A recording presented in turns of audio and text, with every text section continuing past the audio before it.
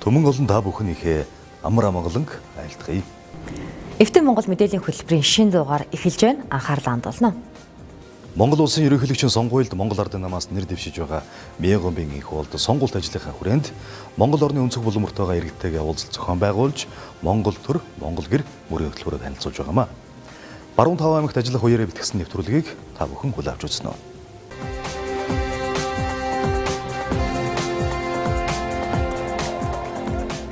Монголчууд бид хэдхэн хоногийн дараа маш хариуцлагатай сонголтыг хийж Монгол улсынхаа 5 дахь шинэ ерөнхийлөгчийг сонгов. Бидэнд 3 сонголт бай.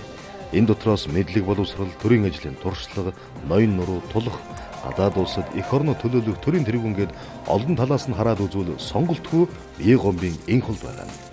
Тэрээр сонгуульт ажлынхаа хүрээнд Монгол улсын өнцөг болон бүрт байгаа хөдөөгийн иргэдтэйгээ уулзалт зохион байгуулж Монгол төр, Монгол гэр мөрийн хөтөлбөрөөр танилцуулж байгаа. Баруун Таван аймагт ажиллаад ирлээ. Иргэд түүнийг дуу нэгтээ дэмжиж байна. Энх хулд бол Монгол улсыг дэлхийн тавцанд манай Монголын нэр нүрийг үнэхээр авч явах ийм хүн. Ягаад гэвэл энэ хүний явсан газар хөрөнгө оруулалтын асуудал шийдэгддэг. Энэ явсан газар эв найрам тухай асуудал яригддаг. Энх тавин шударга гэсэн тухай асуудал яригддаг. Жинг шалгарсан өдөрдөгч тийм учраас энэ хүн болвол Монгол төрийн одоо жолог баттах чадна. Монголын ард түмнийхээ төлөө итгэх зүтгэхтэй ажиллаж эх орон ард түмнээ энэ ядуурн энэ одоо хүнд байдлаас гаргахад өөрийн чармал зүтгэлээ дайчлан ажиллах ажил мэргэжлийн ур чадвар сайтай ийм хүн гэж би боддоо. Тийм учраас энэ хүний төлөө сандаа өгнө. Би юуны урд энэ Монгол улсын ерөнхийлөгчийн сонгуульд онцгой ачаал хөдлөгч байна. Монгол орны хөв заяа, Монгол хүний хөв заяа шийддэг учраас их төвшин төрийн тэргүүмэлд байх ямар шалгуур үзүүлэлт байдیں۔ Тэнийг одоо бүрэн хангасан хүн гэж одоо ингэж үзэж байгаа учраас дэмжиж байна. Монгол улсын төрийн тэргүүн бол эв нэгдлийн илэрхийлэл байдаг. Тэгвэл Монгол улсын ерөнхийлөгчийн сонгуульд Монгол Ардын намаас нэр дэвшиж байгаа Мегомбын энх хулд энэ чанарыг баг залуугаас өөртөө шингээсэн нэг юм. 2006 онд 5 өөр намын дарга нэг танхимд сууж засгийн газрыг бүрдүүлэн ажил харуулсан. 5 нам битгий хэл нэг намын нөхөдөж зөрчилдөн маргадаг төрийн ажлыг тэрээр ямар ч төвөггүй өдөртөн зохион байгуулж үндэсний эв нэгдлийн засгийн газрыг байгуулан ажиллаж байна. Эв нэгдлийн асуудлыг би Монгол гэрийн тоон лугай адил бодож гэрийн тоон тэгш байвал айлын жаргал дүүрэн байдаг гэж монголчууд эвтэй, ийтэй, нэгдэлтэй байвал улс орны хөгжилд ард түмний амьдрал ачтай тустай юмаа гэж үзэж байгаа. Тийм учраас би эв нэгдлийн асуудлыг бол хамгийн эрхэм чухал энэ улсын хөгжил цэцгэллийн үндэс суурин юмаа гэж ингэж үзэж байгаамаа. Ард түмний хайртай төрийн тэргүүн Монгол улсын 2 дахь ерөнхийлөгч Нацхийн Багванд түүнийг ингэж үнэлж авдаг байна. Монгол улсын ерөнхийлөгчд Монголын ард түмний эв нэгдлийг илэрхийлэгч. Хүнд нэг төрлөخت чанар гэж нэг юм байдаг да. Энх бол төрөмөл хүмүүсийг ойлгуулах, зохицуулах, хүндлэх, ойртуулах тийм төрөмөл ухаантай хүн. Энэ шинжин Монгол улсын ерөнхийлөгч эв нэгднийг илэрхийлэгчийн үүргээ маш сайн гүйцэтгэж чадах нэгэн том шалгуур юм аа. Алс хязгаар Ховд аймгаас баруун аймгуудаар хийх уулзалтаа эхэлсэн нэр дэвшигч Мегомбын энх хулдын дараагийн өтсөн аймаг Баян Улгийн аймаг байлаа. Олон ясны улгийн нутаг энэ аймгийн иргэд Монгол улсын ерөнхийлөгчд Монгол Ардын намаас нэр дэвшигч энх хулдыг дэмжиж байна. Энх хулд даргаыг дэмжиж ирж байна. Өргөттэй хөдөөнөөс бүх сумудаас ирсэн хөрчнөр байна. Улс эх орондоо үнэн шударга хүнийг ажил хийдэг ард түмний төлөө зүтгэдэг хүнийг л нэр сонгож. Улгийн ард иргэд бол Мегомбын энх хулд даргаыг сонгох бүрэн боломжтой хүн гэж би өөрөө үзэж байна. Баруун Таван аймгийн нэг увс аймагт хийх уулзалтаа төр нийгмийн нэрт зүтгэлтэн Юмжаагийн Цэдэн болын хөршөөнд хүндэтгэл үзүүлж цэцэг өргөснөр эхэллээ. Жамбын Батмөх агсан мөн увс нутгийн хүн. Хөдөө орон нутагт хур бороо багтай гандуу байгааг иргэд уулзалтад ирсэн малчид мөн ярьж байлаа. Тэдний нэг увс аймаг. Харин Монгол улсын ерөнхийлөгчийн сонгуульд Монгол Ардын намаас нэр дэвшиж байгаа Мегомбын энх хулд нутагт нь уулзалт хийх үеэр хур бороо орсныг нутгийн иргэд бэлгшээж байна. Ямар Кэмерлэг хүн юм бэ? Хэдэн одоо сар бороороогүй энэ нутагт минь гам тайлагддаг. Миягомын энколдогоог би дэмжиж байна. Энэ хүн бол ерөнхийлөгч хийх хүчин чадалтай хүн чинь бодож явдаг юм аа. Тийм учраас энэ хүнийг ерөнхийлөгчд тасархаа ялах байх гэж бодож байгаа юм чинь. Улсчууд ерөөсөө үзэл бодолтой тууштай манай улсчууд чинь ер нь Монгол Ардын намд жилээс жилд итгэх нь улам нэмэгдэж байгаа. Ерөөсөө бид нар ялна гэдэгтээ 100% итгэлтэй байгаа. Монгол улс шин төрийн тэргүүнээ сонгоно гэдэг өндөр хариуцлагатай түүхэн үйл явдал энэ үйл явдал иргэд тун зөв сонголт хийх ёстойг уулзалтад оролцож байгаа төрийн өндөр туршлагатай шилдэг улс төрчид хэллээ. Тунгалаг тамир гэж кино байдаг. Мундаг кино те. Жил болгоны наадмаар гардаг. Урлагт шилдээвэр гэж орсууд ярьд юм л да. Сор үтэл. Зохиол талаас нь кино талаас нь. Тэнд 3 мундаг дүр байдаг. Нэг ноёнуудаа биед элднэ. Нэг төрөнгийн тахар бадарч тахар. Нэг жигтэй залжиг хүний дүр байдаг. Тэр нь ардын идэвхчин чимд усрын тоглосон нэг дүр байдаг. Би энэ бүрэн дээр ихтэй холбож удаад байгаа байхгүй дотроо.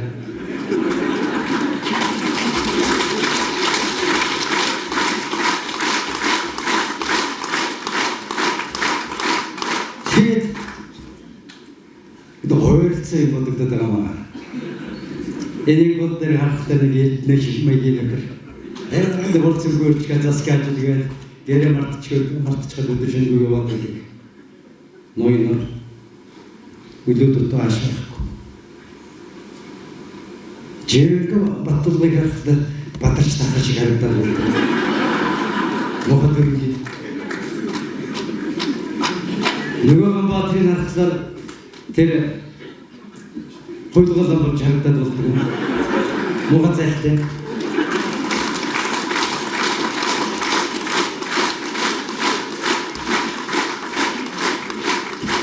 За энэ бүрүүд тасалбар таанаас бүртгэлээ. Алин дээр Нэр дэвшигч Мягомбын энхолдын баруун бүсийн аймагуудад хийх уулзалт амжилттай Говьалт аймагт үргэлжлэж, Жанжин Баатрын талбай цугласан олонтой мэдчилж, Монгол улсын ерөнхий сайдаас нь Пунцгийн жасрын өчөнд хүндэтгэл үзүүлэн цэцэг үргэж нэгдсэн уулзалтад оролцлоо. Говьалтачууд болон түүний дараа өтсөн Завхай аймгийн иргэд сонгогчдож Мягомбын энхолдыг халуун дулаан урамсгалаар хүлээн авч бүрэн дүрэн итгэл хүлээлгэж дэмжиж байсан юм. Хөдөөрн нутагт ажиллаж иргэд сонгогчдод уулзах үеэр нэр дэвшигч Тухайн аймгийн Эмнэлэг, Цэргийн анги, томоохон зах худалдааны төвүүдээр мөн орж танилцсан юм аа.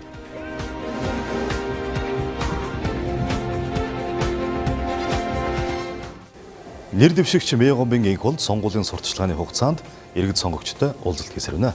Энэ үеэр иргэд улс орны эдийн засгийн холбоотой олон асуудал хүндэтгийн нэг нь манай төсвийн дийлэнхийг бүрдүүлэгч Эрдэнэ төлөвлөрийн тухай байдаг юм аа. Монгол улсын нэрээр Монголын ард түмний эв нэгдлийн үрээр анхны хөрөнгө оруулалтанд хийгдсэн Эрдэнэт үйлдвэрийн хувьцаа хэрвээ хэн нэгний гар дээр очих ёстой бол төрд очих ёстой гэсэн шийдвэрийг Монгол улсын ерөнхийлөгчийн сонгуульд Монгол Ардын намаас нэр дэвшигч Мягомбын энхолд гаргаж байсан юм аа. Эрдэнэт үйлдвэрийн 49% бол төрийн өмч болох ёстой байна гэсэн их хурлын тогтоолыг гаргаж би энэ гараараа алах зохиж төрийн өмчөнд авах ёстой гэсэн хууль тогтоох байгууллагын шийдвэрийг гаргасан. Миний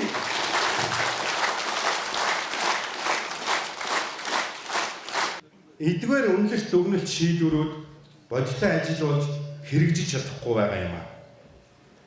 Энэ бол шүүх, хууль эрх мэдлийн байгууллагууд асуудлыг шудраг үнээр нь шийддэггүй хөндлөнгийн нөлөөнд автагддаг явдалтай шууд холбоотой. Улсын хурлын даргын гаргасан энэ шийдвэрийг анхан шатны шүүх хууль зөрчсөн гэж үзсэн. Бизнесийн бүлэглэлийн ашиг сонирхлын талд элтэд үйлчилсэн энэ шийдвэрт Эрдэнэтийн төдийгүй Монголын ард түмэн эгдүүцэж байна. Бүр энх бол дарга улсын хурлын дарга болоод өөрөө жинхэнэ тэр их хурлаар хуралдаа төр давж исэн. Юм нэгээр дуусахгүй бидний үр хүүхэд ч гэсэн цаашдаа бас нэг улсын өөрийн гэсэн үйлдвэртэй үлдгэлтэй тийм үстэй тэр нэг хүний хувийн компанид үлдчихснээс Монголын ард түмэндээ төрдөө үлдсэн дээр л гэж бодож байгаа. Их хурлын дарга бол алхаа цохоод ер нь маш зоримог шийдвэр гаргасан. Энх бол дарга маш зоримог шийдвэр гаргасан гэж би бодож байна. Ер нь бол их том маф бүлэглэл дээр ингэж шийдвэр гаргана гэдэг чинь бас л зоримог гэж ойлгоод байгаа шүү. Монголын ард түмэн тэр дундаа Эрдэнэт хотын иргэд Эрдэнэт үйлдвэрээ авах хэрэгтэй. Монгол улсын ерөнхийлөгчийн сонгуульд Монгол Ардын намаас нэр дэвшигч Мие Гомбын энх болд Эрдэнэт үйлдвэрийн 49%-ийг төрд авч чадах юм бол Эрдэнэтийн ажилтан Эрдэнэт хотын иргэдэд тодорхой хувийг хувьцаа хэлбэрээр эзэмшүүлэх боломжийг олж харсан юм а. Өөрөөр хэлбэл Эрдэнэтийн жинхэнэ эзэд энэ үйлдвэрийн орлогоос ноогдол ашиг хүртэх боломжийг бүрдүүлэх төлөвлөгөөтэй. Энэ эрхийг нээхийн тулд Монгол Ардын нам ард түмний талд шүүх засаглалын цэвэр тунгалаг байдлын төлөө тэмцэж байна. Эвтэ Монгол мэдээллийн хөтөлбөрөөр тэрийн тэргүүнээ сонгох гэж байгаа иргэдийн үгийг хүргэж байна. Иргэд Эрдэнэт үйлдвэрийн талаар ямар байр суурьтай байгааг одоо үзүүлье. Эрдэнэт үйлдвэрийг одоо сайлан үнээгүүл төр мэдлэлтэй авах нь зүйтэй гэдгийг бол одоо миний хувьд ч дэмжиж байгаа. Эрдэнэт үйлдвэрийн 49%-ийг бол би хувьдаа бодоход төр мэдлэлтэй аваад тэрнийг ямар нэгэн компани эзэмшиж аваад түүнийг одоо хувьдаа ашиглахыг бол манай ард түмэнд дэмжихгүй байгаа. Би хувьдаа ч гэсэн дэмжихгүй байгаа. Монголын сайлын үнээг игдэжсэн Эрдэнэт үйлдвэрийг одоо нэг цөөхөн хүний мэдлэг өгчих юм бол тэр хэний эрх ашигын төлөө үйлчлэх үү? Тэр хувьчилж авсан эзнийхээ төлөө л үйлчлэнэ. Монгол орны нийт ард түмний төлөө үйлчлэхгүй гэж бодож байна. Тэгэхээр зэрэг улсын мэдлэл байх нь бол зөв гэж бодож байгаа юм. Ер нь бол нодон хувьчилчлаа, нэг хүн авчлаа, тэгээ хувьчлагдсан гэхээр би өөрөө одоо гайхажсэн. Ер нь олон жиргэн гайхажсэн да. Эвтэ Монгол мэдээллийн хөтөлбөр садан сонирхолтой сошиал медианы булангаар үргэлжилж байна. Сошиал ертөнцид өрнсөн өнөөдрийн сониноос үзэгч танд томилон хүргэе.